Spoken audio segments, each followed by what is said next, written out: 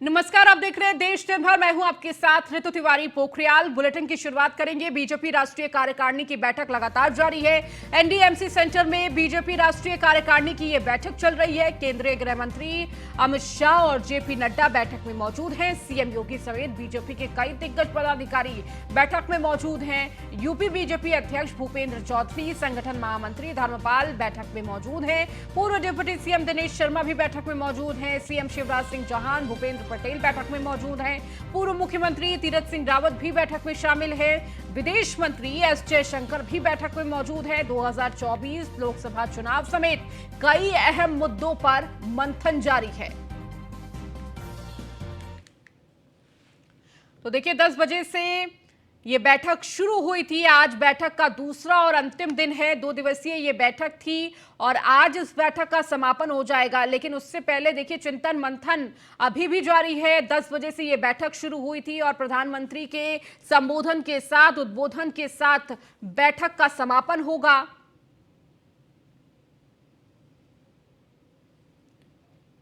BJP राष्ट्रीय कार्यकारिणी की बैठक अभी भी जारी है, जहां तमाम बड़े दिग्गज इस वक्त इस बैठक में सम्मिलित हैं। गृह मंत्री अमित शाह, राष्ट्रीय अध्यक्ष जेपी नड्डा, सीएम योगी आदित्यनाथ और तमाम बड़े चेहरे इस वक्त इस बैठक में पहुंचे हुए हैं।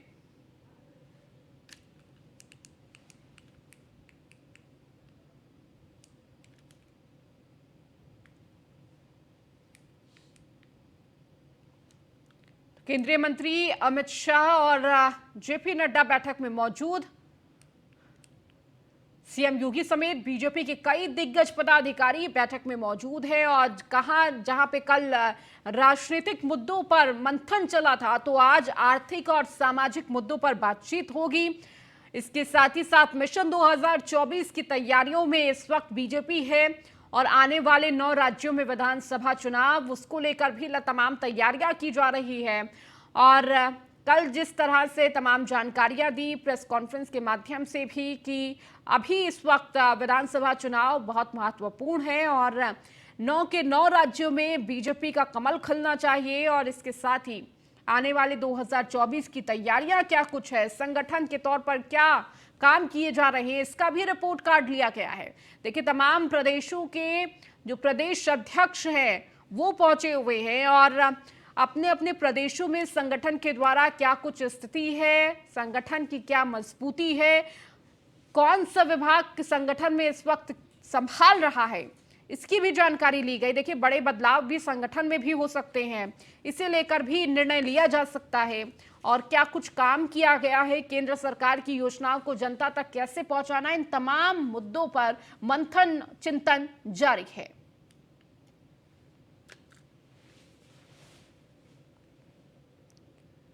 एनडीएमसी सेंटर में बीजेपी राष्ट्रीय कार्यकारिणी की यह बैठक लगातार जारी है। सुबह 10 बजे से इस बैठक की शुरुआत हुई थी।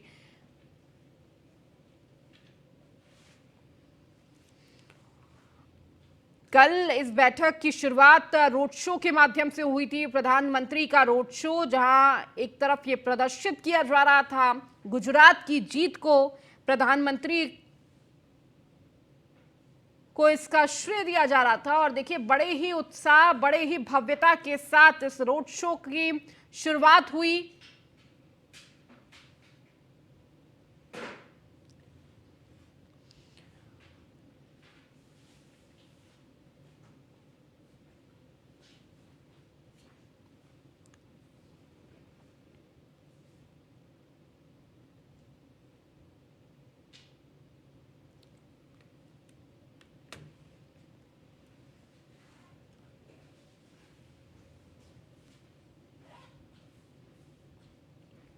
वहीं इस पूरी बैठक को लेकर धर्मेंद्र प्रधान ने प्रेस कॉन्फ्रेंस की है। आपको बता दें, इस प्रेस कॉन्फ्रेंस में तमाम वो बड़ी बातें कही गई कि किस तरह से केंद्रीय मंत्री धर्मेंद्र प्रधान की ये बड़ी बातें, भारत अब कोरोना से सुरक्षित है, कोरोना काल में पीएम मोदी का नेतृत्व सराहनीय।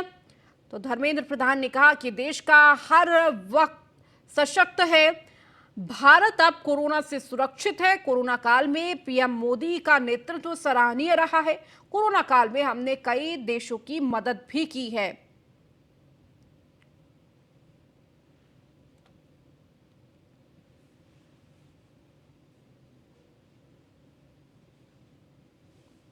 आज पहला सत्र में सामाजिक आर्थिक संकल्प पत्र अभी पारित हो रहा है। महाराष्ट्र के उप मुख्यमंत्री, पार्टी के वरिष्ठ नेता आदरणीय देवेंद्र फडणवीस जी के द्वारा रखी गई इस प्रस्ताव को दक्षिण के हमारे पार्टी के वरिष्ठ नेता, संसदीय व्यापार तथा विदेश विभाग की राज्य मंत्री आदरणीय वी मुरलीधरन जी और हरियाणा के पार्टी के लोकसभा के सदस्य आदरणीय बहन सुनीता दुग्गल जी ने समर्थन किया। सदन उस प्रस्ताव को पारित कर रहा है। मित्रों, मैं अगर इस प्रस्ताव के कुछ मुख्य अंश आपके सामने रखूं, पिछले 8 सालों में, 8.5 सालों में प्रधानमंत्री नरेंद्र मोदी जी की नेतृत्व में एक समावेशी, सर्वस्पर्शी, आत्मनिर्भर समाज बनाने के लिए जो 2014 में पहला ही वक्तव्य में प्रधानमंत्री जी ने कहा था कि मेरे सरकार सबका साथ, सबका विकास की दायित्व लेगा, वो केवल हमारे लिए एक नारा नहीं था, एक दर्शन था, एक फिलॉसफी था। पिछले 8 सालों में विशेष करके आर्थिक पक्ष हो या उस आर्थिक नीतियों के कारण उत्पन्न सामाजिक प्रभाव हो, जिसमें समाज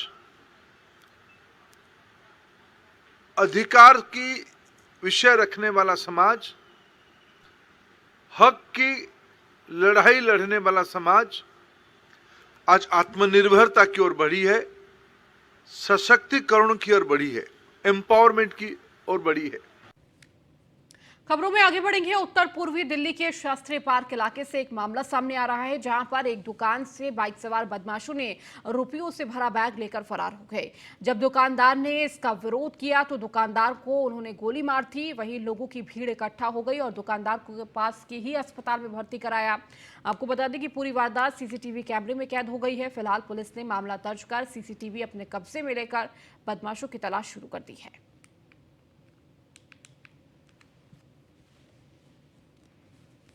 झपट मारी हुई है, बैग छीना गया है। बैग में कम से कम 1 के ऊपर आसपास का पैसे होंगे, मोबाइल और उनका लैपटॉप सब उसी में था सर। अच्छा, ये गोली भी चली है, पैर में गोली भी लगी है। अच्छा, तो कौन है ये जिनके साथ इस तरीके की वारदात हुई? हमारे भाई। तो हुआ क्या क्या करते थे ये? सर इनका मनी ट्रांसफर का काम है यही शास्त्री पार्क के अंदर। तो शॉप बढ़ा ही रहे थे, जाने का टाइम ही हो गया था, 11 बज गए थे।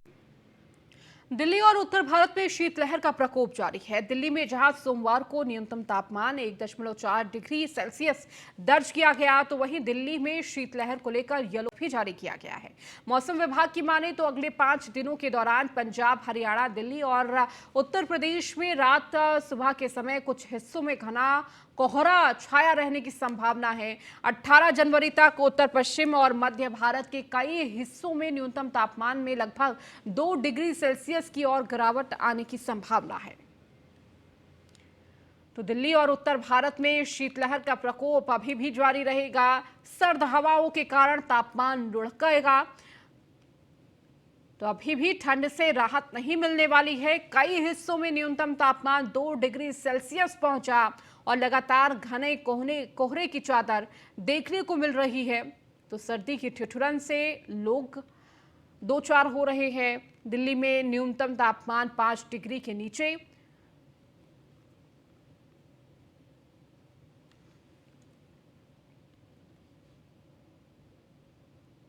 ओटीएस जयपुर में आयोजित 2 दिवसीय चिंतन शिविर की शुरुआत हो चुकी है। आपको बता दें कि सीएम अशोक गहलोत की अध्यक्षता में शिविर का आयोजन किया गया। इस दौरान शिविर में हमारे साथी मंत्रीगण अपने विभागों के 4 साल के कार्य बजट घोषणाओं, जन घोषणा पत्र, अभियानों, नवाचारों की क्रियान्वित सहित अन्य कार्यों की प्रगति को लेकर ब्रीफ किया।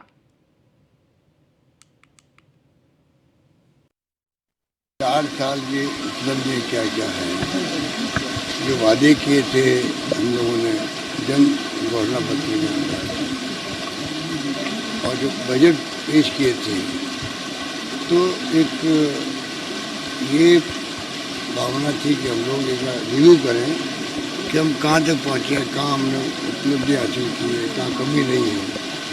मुझे खुशी कहते हुए कि अधिकांश मंत्रियों ने सबने अपनी अपनी परफॉर्मेंस दी है, मंत्रालय की भी, खुद की भी। मैं बहुत इम्प्रेस हुआ कि ये प्रयास किया गया कि जो बजट घोषणाएं थी वो कैसे पूरी हुई, किस प्रकार जन घोषणा पत्र का अधिकांश जो है हिस्सा वो कंप्लीट हो गया। तो ओवरऑल बहुत सेटिस्फैक्शन हम लोगों को। आज जो रह गए विभाग, उनको और बातचीत करेंगे, कि शाम को जब आपसे चर्चा करेंगे तब बताएंगे कि हम कहाँ पहुँचे हैं। तो विभागों के साथ क्या है, मंत्रियों की परफॉर्मेंस भी देखी जा रही है कि उन्होंने किस तरह काम किया जो आपने उनको जिम्मेदारी दी थी 4 साल में। परफॉर्मेंस मंत्री अपनी खुद ही बता रहे हैं, विभाग ही बता रहे हैं, तो सत्य ही मालूम पड़ जाता है कि किस रूप में काम हुआ है। वहीं चिंतन शिविर का आज दूसरा दिन है। मुख्यमंत्री अशोक गहलोत की अध्यक्षता में विभिन्न सत्रों में कुल 17 विभागों की बजट घोषणाओं, जन घोषणाओं की प्रगति पर चर्चा हुई। आपको बता दें कि मंत्री शांति कुमार धारीवाल विभाग की प्रस्तुति दे रहे हैं।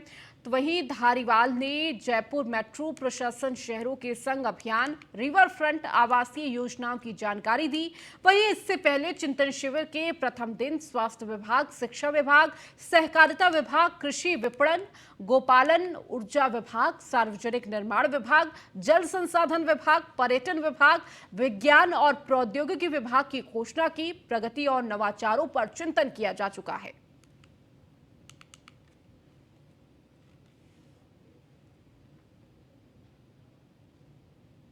अब खबर के आगे बढ़ेंगे, बिहार की बात करेंगे। बिहार सरकार के शिक्षा मंत्री ने रामचरितमानस पर दिए गए बयान पर अखिल भारतीय विद्यार्थी परिषद के कार्यकर्ताओं में बड़ा उबाल देखने को मिल रहा है। कार्यकर्ताओं ने गधा जुलूस निकाला, गधे के गर्दन में एक कूद टांग दिया, जिस पर शिक्षा मंत्री बिहार सरकार लिखा था। उस गधे को नगर क्षेत्र के गांधी चौक से तिनपुलवा चौक तक घुमाया गया। इस दौरान हमारा शिक्षा मंत्री कैसा है, इस गधे जैसा है समेत बिहार सरकार मुर्दाबाद, शिक्षा मंत्री मुर्दाबाद आदि नारे भी लगाए गए। जुलूस तिनपुलवा चौक पहुंचा, जहां शिक्षा मंत्री का पुतला दहन कर अपना विरोध प्रकट किया गया। प्रांत प्रमुख निजी विश्वविद्यालय मृत्युंजय कुमार ने कहा कि शिक्षा मंत्री के बयान से सनातन धर्म के मानने वाले आहत हुए हैं।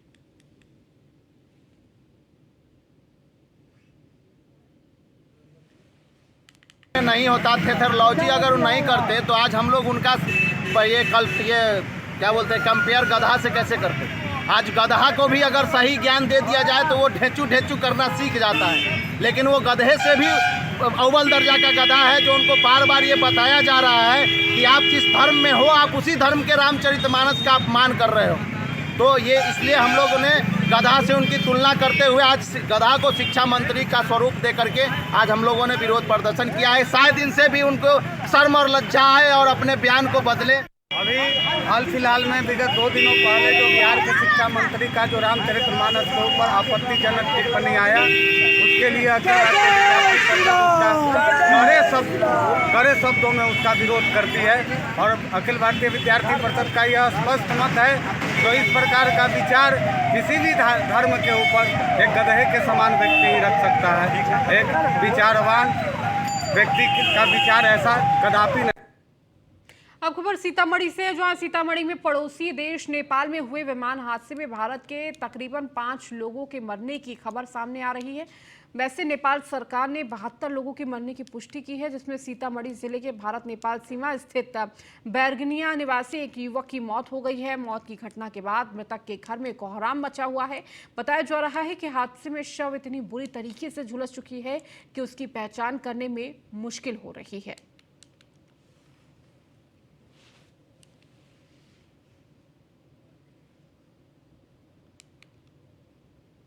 संजय मेरे भैया थे, काठमांडू से पोखरा जा रहे थे दीदी से मिलने। दीदी का डिलीवरी हुआ था ऑपरेशन से, तो उसमें गए हुए थे। उसमें काठमांडू से पोखरा वाले प्लेन में एक्सीडेंट हुआ। पटना में प्रेस कॉन्फ्रेंस के दौरान केंद्रीय मंत्री अश्विनी चौबे रो पड़े। उन्होंने नीतीश सरकार पर बड़ा आरोप लगाया। अश्विनी चौबे ने कहा कि नीतीश सरकार मेरी हत्या की साजिश रच रही है। अश्विनी चौबे किसानों के समर्थन में उपवास के बाद कहा कि किसानों पर अत्याचार हो रहा है, युवाओं को रोजगार देने की बजाय लाठी चलाई जा रही है। उन्होंने कहा कि कार्यकर्ताओं और सुरक्षा गार्डों ने किसी तरह से 2-3 लोगों को पकड़कर थाने ले गए। आपको बता दें, रोते हुए उन्होंने कहा कि चतुर्वेदी 4 दिनों से मेरे साथ थे, उपवास कार्यक्रम में भी वो साथ बैठे, आज आक्रोश मार्च में भी वो शामिल हैं और उसी दौरान उन्होंने अंतिम सांस ली। उन्होंने चतुर्वेदी के निधन को व्यक्तिगत क्षति बताया।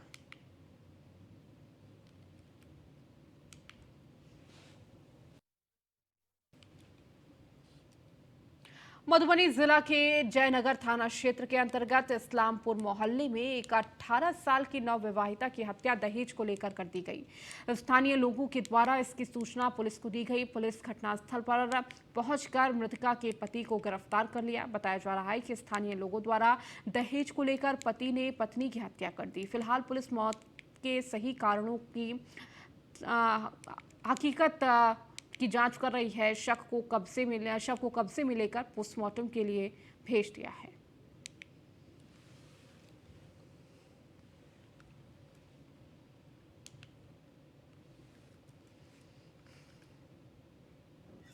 अरे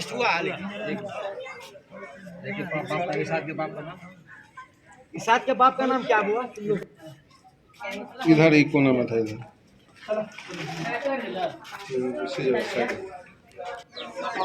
गुलजार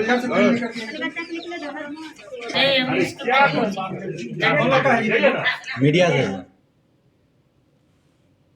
समस्तीपुर में एसपी विनय तिवारी ने अपने पदभार ग्रहण करने के बाद ही समीक्षा बैठक की है, जिसमें चोरी और लूट की घटना के बढ़े हुए आंकड़े देखने के बाद उन्होंने मोबाइल की बरामदगी को लेकर 4 टीमों का गठन किया था। टीम को पिछले 2 साल का डाटा उपलब्ध कराया गया और उपलब्ध कराए गए डाटा के आधार पर टीम ने मात्र 10 दिनों में 58 चोरी के लूट किए गए मोबाइल फोन को बरामद किया है, जिसका मार्केट वैल्यू कुल 10 लाख रुपए ऊपर है।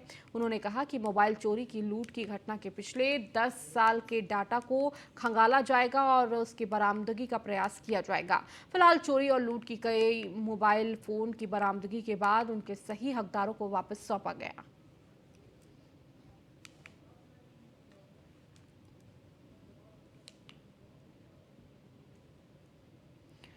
तो एसपी ने टीम का गठन किया। तो जिस तरह से लगातार मोबाइल चोरी की घटनाएं सामने आ रही थी, उसके बाद 58 मोबाइल बरामद किए गए हैं। चोरी के और छीने हुए ये 58 मोबाइल एसपी की अध्यक्षता में ये अभियान चलाया गया। इसके साथ ही इन 58 मोबाइल के असली हकदार मालिकों को उनका मोबाइल वापस लौटाया गया।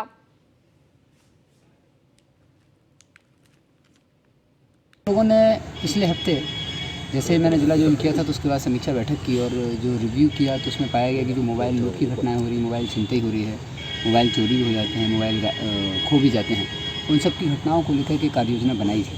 उसमें हमारे कुछ अच्छे ऑफिसर्स को आइडेंटिफाई किया गया था और इन लोगों को टास्क दिया गया था और पहला अभियान प्रारंभ किया गया था। इसकी सूचना भी आप लोगों को दी गई थी। आज हम लोगों का पहला अभियान समाप्त हुआ है। यह अभियान हम लोगों का उद्देश्य है कि ना सिर्फ जो मोबाइल लूट की घटनाएं, चोरी की घटनाएं कर रहे हैं उनको पकड़ा जाए, बल्कि जो मोबाइल भी लूटे जा रहे हैं, चोरी सामान भी जो चोरी हो जा रहा है, खो जा रहा है, लूटा जा रहा है, उसको भी बरामद किया जाए और पब्लिक तक वो सामान वापस पहुंचाया जाए। तो इसी क्रम में हम लोगों ने आज टोटल ये जो पहला फेज था हम लोगों का अभियान का पहला हिस्सा था, आज उसकी क्लोजिंग की है। लोगों ने पंजाब के मुख्यमंत्री ने जेल विभाग संभालने के बाद पहली बार कपूरथला केंद्रीय जेल का दौरा किया। इस दौरान उन्होंने कैदियों और हवालातियों के साथ मुलाकात की। इस बारे में जानकारी देते हुए मुख्यमंत्री ने बताया कि पंजाब के जेलों में सुधार किया जा रहा है। इसके लिए जेलों में वीडियो कॉन्फ्रेंसिंग और कैदियों को कार्यकुशल बनाने का भी जोर दिया जा रहा है। कैदियों के रहन सहन को भी दुरुस्त किया जा रहा है। पंजाब की जेलों से निकलने वाले कैदी दोबारा आपराधिक गतिविधियों में ना फंसे, इसके लिए उनकी मानसिक दशा भी मजबूत की जा रही है।